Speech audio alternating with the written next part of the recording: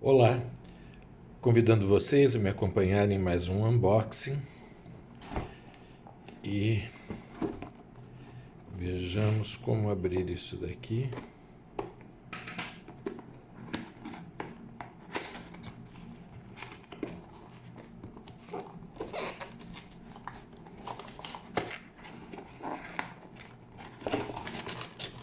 E vamos ver a nota e o deck.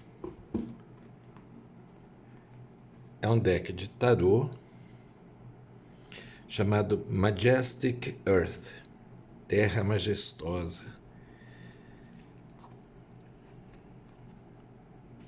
Caixa bacana, daquelas bem sólidas, gosto disso. Tempestade e Maravilha, Tempestade e Encantamento.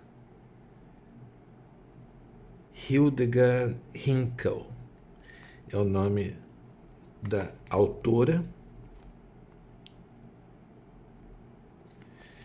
E vamos lá ver o que o deck, como são essas cartas aqui.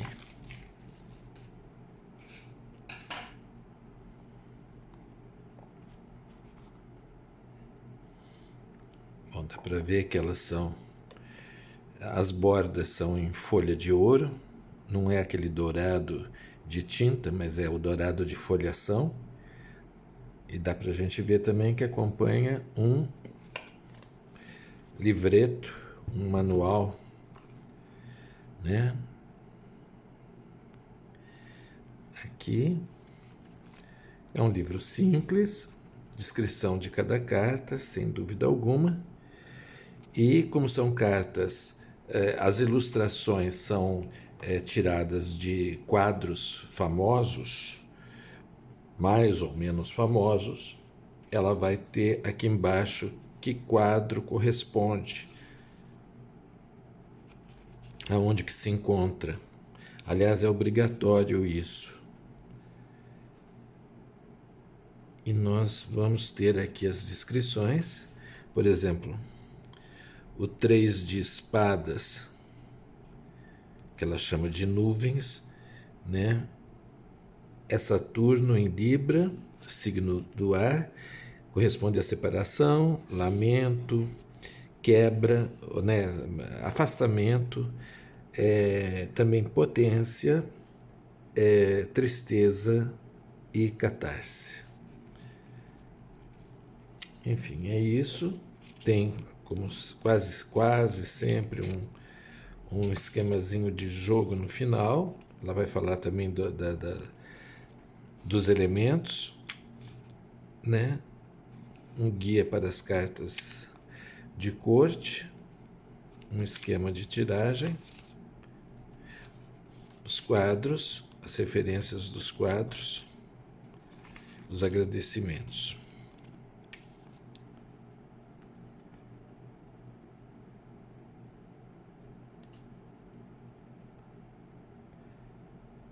Perfeito. Vamos lá, ao que interessa, vamos às nossas cartas.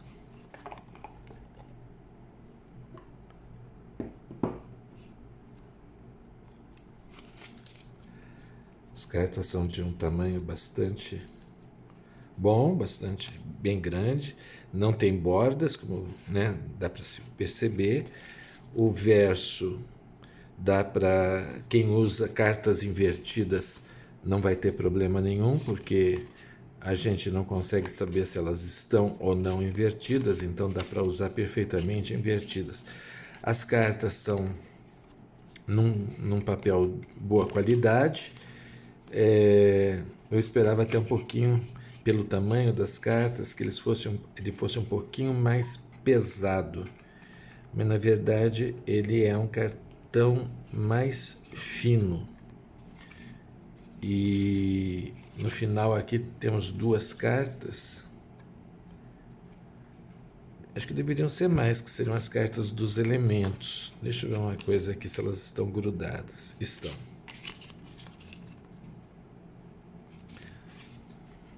ar, terra, água,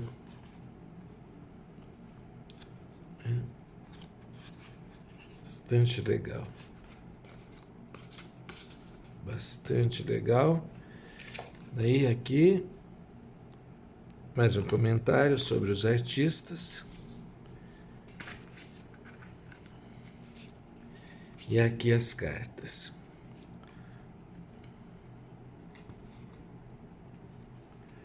Então, o louco. A gente pode reparar que são praticamente, basicamente, paisagens, né? Com a inserção do personagem de uma maneira bem sutil, né? O louco, o mago,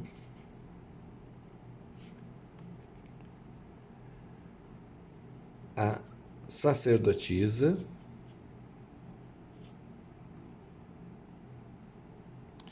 a imperatriz, os domínios da imperatriz, os domínios do imperador, domínios do hierofante, os amantes,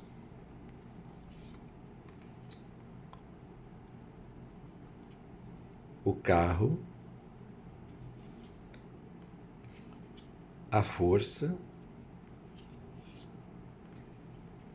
o eremita,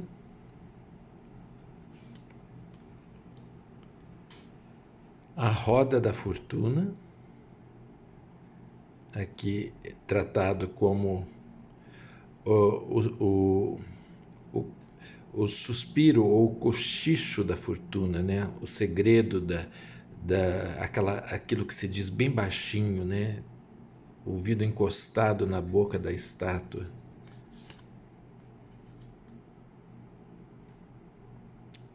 Olha que interessante. O conselho da lei, a carta da justiça.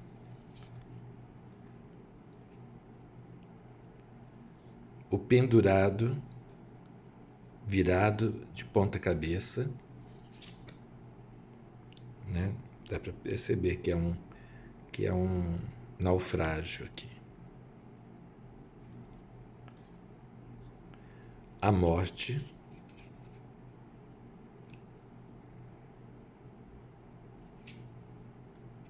a temperança,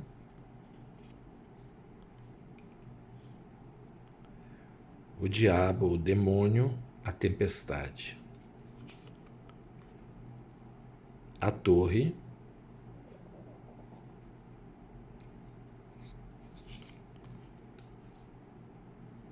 a estrela é a aurora, a lua, o sol, o julgamento,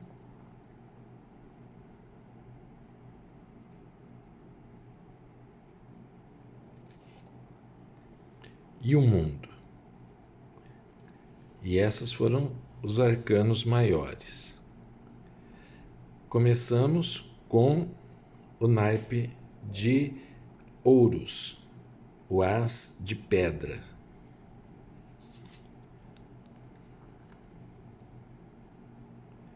O 2, o 3, o 4,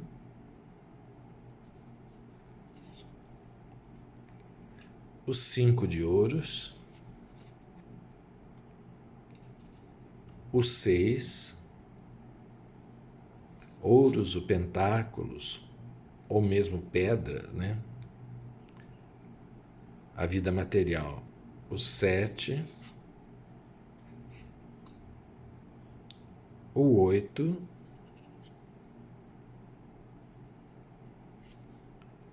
o 9 e o 10. As cartas de corte são o pajem, o cavaleiro,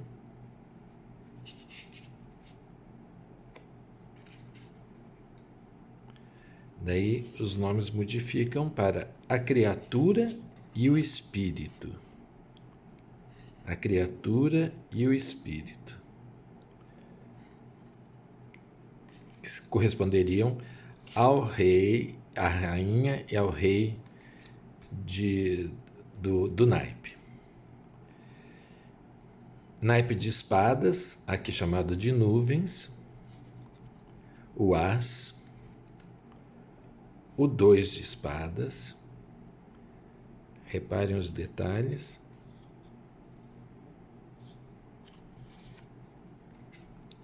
O 3 de espadas.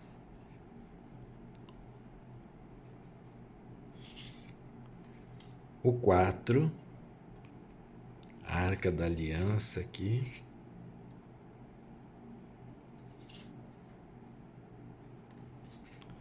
O 5.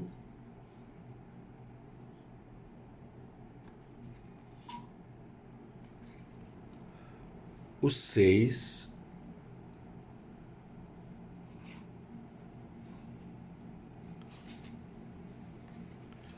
O 7.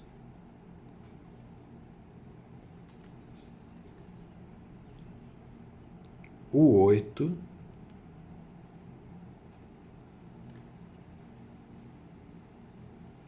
Oito de espadas, né? Aqui o navio preso pelo gelo no Ártico, né? Os grandes acidentes, as grandes catástrofes das viagens que passavam pelos polos, né? E representando exatamente aquela imagem do 8 de espadas, de nos sentirmos aprisionados pelos nossos próprios pensamentos, pelas nossas próprias reflexões, pelo nosso próprio preconceito, né? O 9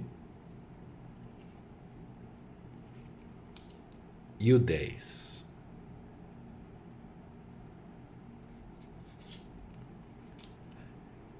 Pajem ou valete, cavaleiro,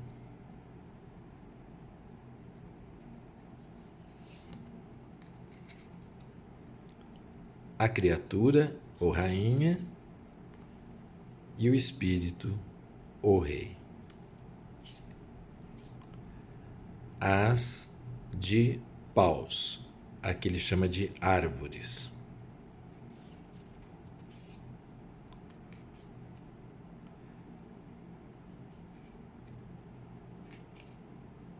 O 3 de paus.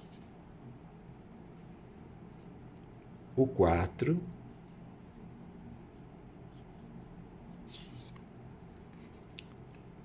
O 5 de paus.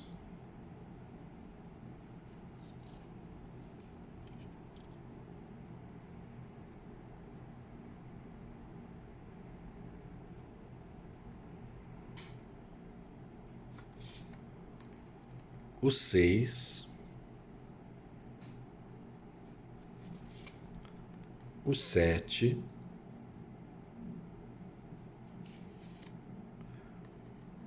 O 8 de paus. O 9.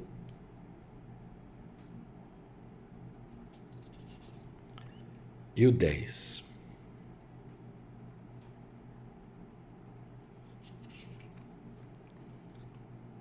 Pajem,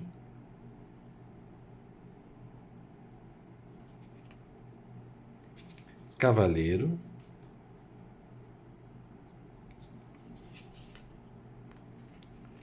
rainha,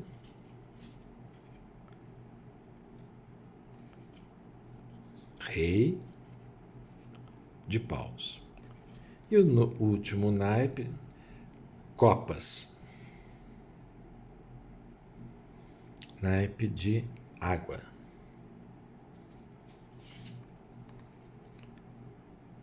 O 2, o 3, celebrações do 3 de copas. Opa. O 4,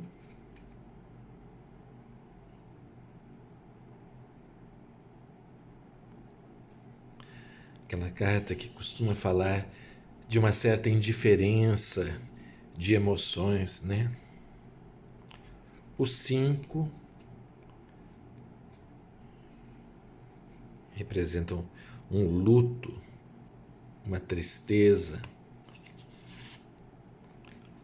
O 6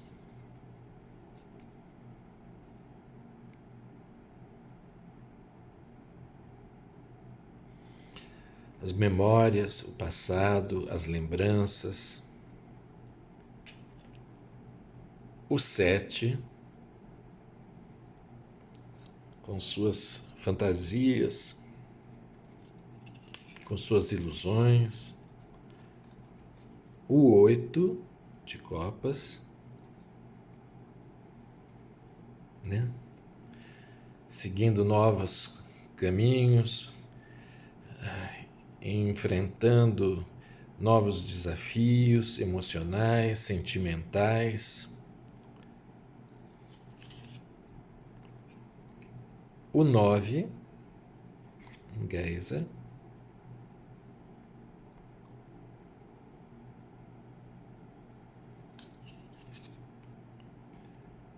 E o 10.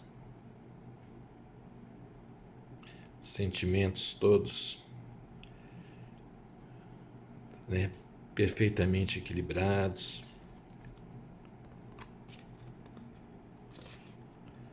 O pajem.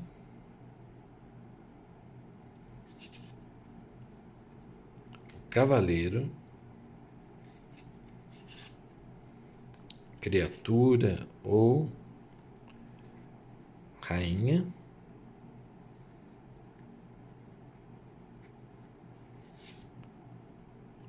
E o rei.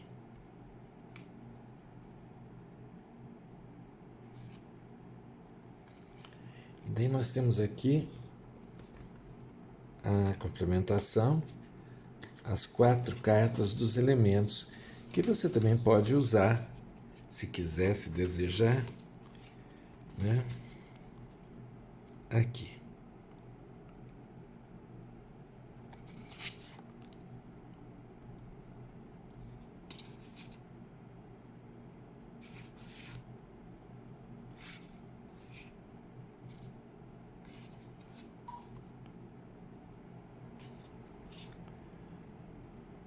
Com seus símbolos.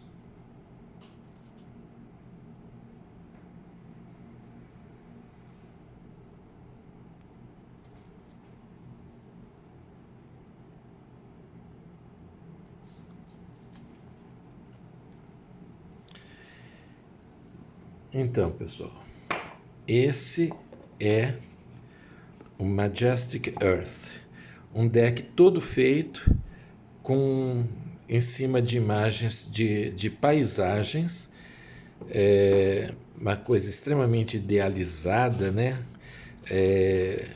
Muito bonito visualmente, plasticamente muito bonito.